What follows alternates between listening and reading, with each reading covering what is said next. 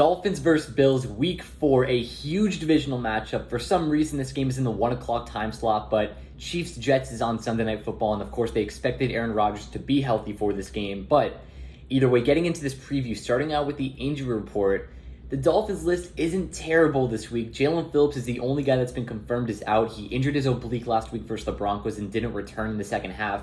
Hopefully, he's healthy next week for the Giants, I'm pretty sure, back at Hard Rock Stadium. Salvon Ahmed, Teron Armstead, Deshaun Elliott, and Connor Williams are all questionable for this game. Salvon Ahmed's an interesting one because if he's healthy, I think he'll be active for this game. But you know how many snaps is he really going to get after what Devon Achane and Raheem Mostert did last week versus the Broncos? It's going to be interesting with that running back room, and then we also get Jeff Wilson Jr. back next week, so we'll see what happens with that. Teron Armstead's going to play. That's all I have to say. He told the reporters himself he will be out there starting at left tackle. Hopefully, Deshaun Elliott can play because that duo with him and Javon Holland is really great in this defense. And Connor Williams, I really hope he plays. He was limited on Wednesday. He was limited on Thursday. Didn't practice on Wednesday. Forgot what his status was on Friday. But I really, really, really do not want to see Liam Eichenberg out there starting at center. So Connor Williams looked better with his snaps last week. I'm hoping that kind of progresses throughout the season. But I really hope that he plays. For the Bills, Jordan Poyer is out. That's a pretty big loss. It's their only injury report. It's their only guy that's out. But it's a pretty big loss for them. So they're kind of in the same position as we are, sort of, with Jalen Phillips and Jordan Poyer, both big-time defensive players being out for this game, and also Von Miller and Jalen Ramsey, guys who both started the season on the IR.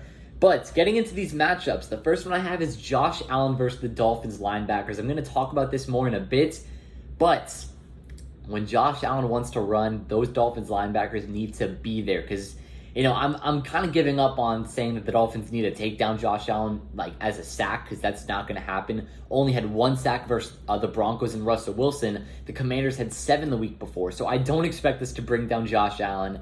But, you know, if he takes off out of that pocket, I really need David Long Jr., Jerome Baker. Maybe we even see some action from Channing Tindall, who, you know, in college at Georgia was really known for tracking down those mobile quarterbacks. And Josh Allen is basically the reason why we drafted Channing Tindall. So hopefully we see him because we haven't seen much from him so far in his career. The next matchup is Tyreek Hill versus Tre'Davious White. Now, of course, these two teams played each other twice, actually 3 times last year. The first game in Miami, though, week 3, that game was not a good one for Tyreek Hill. I think 2 catches, maybe 20, 30 yards or so. Jalen Waddle had a pretty big game, though. And then, of course, the game in Buffalo, both of those guys scored, and they had pretty big games. But we need Tyreek Hill to have a good game because versus the Patriots, we saw what they were able to do to him. Now, one thing that people are forgetting about with the Buffalo Bills is that Leslie Frazier, the defensive coordinator, he took the year off of coaching. I think he'll be back next year, but I honestly don't know who their defensive coordinator is. It'll probably be Sean McDermott, though, calling the defensive plays. So we'll see what happens with that. The defense for the Bills has looked good the past couple of weeks versus the Raiders and the Commanders. 4 INTs for Sam Howell versus this Buffalo defense last week. I'm really hoping that we don't see that from Tua this week. But moving into the 5 things that the Dolphins need to do to win this game, like I said before, I'm going to be talking about it now. Contain Josh Allen. I'm done saying sack Josh Allen because we know that's not going to happen. Only to down Russell Wilson once last week. I wouldn't be surprised if we didn't sack Josh Allen once this week. I'm hoping we do. But creating pressure is all that we can really ask for at this point, which is what this defensive line can do, which is good. But when the defensive line creates pressure, or linebackers, safeties, who, you know, if we bring blitz or whatever, if we can pressure Josh Allen, great. But if he's going to run out of the pocket, we need to make sure that someone's there. And like I said before, that someone can be David Long, Jerome Baker, Javon Holland maybe put as a quarterback spy. That's what he was doing in the playoff game last year, even in Week 15 in Buffalo. Maybe they do that, but someone needs to be there because we cannot let Josh Allen take over this game with his legs. So contain Josh Allen. That's going to be a big one. Moving on to number 2, limit the big plays, and I'll combine this with the next one, which would create turnovers. This Buffalo Bills offense, and when I say Buffalo Bills offense, I mean Josh Allen. Josh Allen takes a lot of risks, and that's one of the down plays of his game. Of course, he's a great quarterback because he takes those risks, but that's why he had 3 interceptions week 1 versus the Jets. If Josh Allen throws the ball deep downfield into double or triple coverage, because that's the type of stuff that he does, it most likely either results in a huge gain for the Bills, which could be a touchdown, or an interception. And we need to take advantage of those plays where Josh Allen launches the ball downfield, even in one-on-one situations. Now, I really don't expect our guys to come down with it in a one-on-one situation, but do not let this Bills team come up with big plays. And that even goes to the running game. James Cook isn't a stud. I mean, he's good. James Cook is a stud. I'm not even going to lie. But James Cook isn't a top 10 running back in this league. We cannot let James Cook have multiple big plays and break out into coverage. And that's the type of stuff that he's been doing this year. I don't want to see that because that's what Austin Eckler did. That's what Joshua Kelly did. Hopefully this run defense can get settled. They played good the past 2 weeks, so let's see what they can do against this Bills run game. And for the pass defense, they looked good last week. Of course, we won the game by 50 points, so they couldn't have. Nobody looked bad last week. But at the same time, we're now going against Stephon Diggs and Khalil Shakir, Gabe Davis, and Dawson Knox and Dalton Kincaid, and of course Josh Allen. So we need to see what this defense can do. I'm hoping that Vic Fangio has a career game, coaching-wise, against this Bills team. But create turnovers, limit the big plays. Create turnovers is why the Dolphins won the game, or why the Dolphins at least won the game at the beginning of the year last year versus Buffalo, and why they were kept in it the past 2 games in Buffalo, because they intercepted Josh Allen twice in the first half, and then they opened the second half in the playoff game with a strip sack fumble for a touchdown by Zach Sealer. And in the Week 15 game versus Buffalo, Jalen Phillips had a strip sack. I don't think we had an interception in that game, but Jalen Phillips' strip sack in that Week 15 game really kept us in it. But moving on, getting into the offense, number 4, establish the run game. Like I said last week, Raheem Mostert and Devon Achane carried the Dolphins. I mean, 8 total touchdowns between these 2 running backs. And those were the first 4 touchdowns of Devon Achane's career.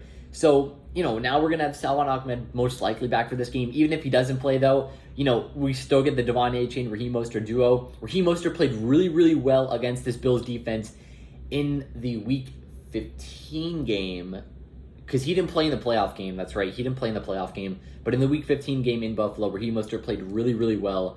And I was actually at that game. It was a heartbreaker where Tyler Bass made the game-winning field goal. But I'm expecting a big game from Raheem Mostert. Maybe not so much from Devon Achane, because a lot of the times this Bills defense can get to the running backs. So it's not, sometimes it's not a situation where speed kills, which is where Devon Achane excels. But Raheem Mostert can break these tackles, and that's exactly what I expect to see tomorrow.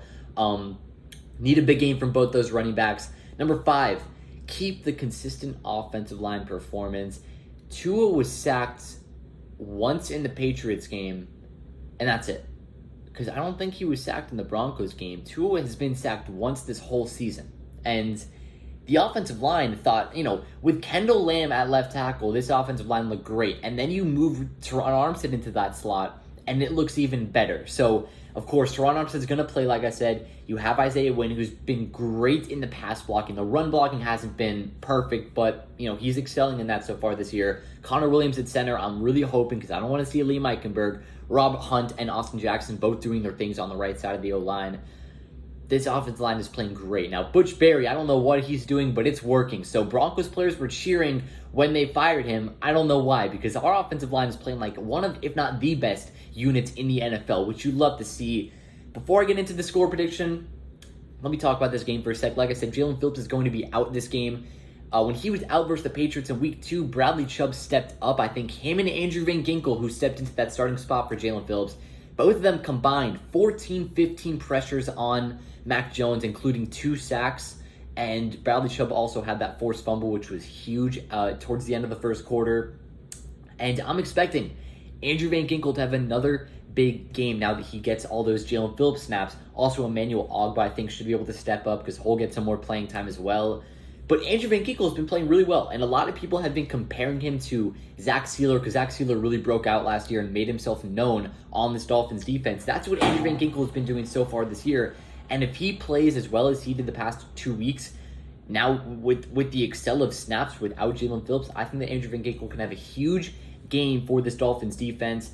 In terms of scoring, I don't know what this game's going to look like because, honestly, the Week 3 game in Miami where it was scorching hot, the final score was only 21-19, which it's not like low scoring, but it of course wasn't a shootout, which is what the Week 15 game in Buffalo was between Tua and Josh Allen.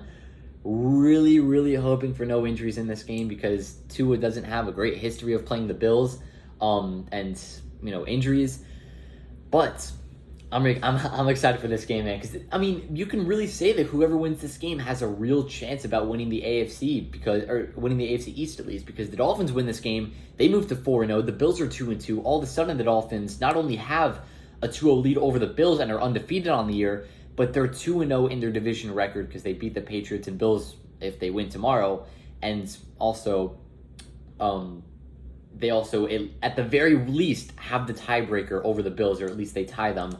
And if the Bills win this game, all of a sudden, both these teams are tied at 3-1, and the Dolphins drop to second in the AFC East because the Bills have the tiebreaker over us. But I think that the Dolphins win this game. I mean, of course, I'm not going to say Buffalo wins this game. I think that the Dolphins are going to win this game. I'll say the final score will be 27-21. I don't think it's going to be a blowout at all. I think it'll be a close game. Could it come down to the final drive of the game or come down to the fourth quarter? Absolutely. Honestly, I'd say most likely that it does. Of course, I have the Dolphins only winning by 6 points. 27-21, I think, is a fair score prediction. The Bills are going to get on the board multiple times. It's just what they're going to do. But yeah, man, I'm excited for this game. Two of the top teams in the AFC facing each other, let alone the league. Two of the top teams in the NFL facing each other. I wish this game had a little more, spotlight on it, but whatever. 1 o'clock time slot it is. One thing that I am kind of looking forward to, though, is that this game in Buffalo is not in towards the end of the season. It's only in late December, or early October technically, and that means that it's not as cold. And also the Bills come down here in January, so it's not as hot. But it is what it is. I'd rather have that. But either way, that'll wrap up. Hope you guys enjoyed. Have a great day. Peace.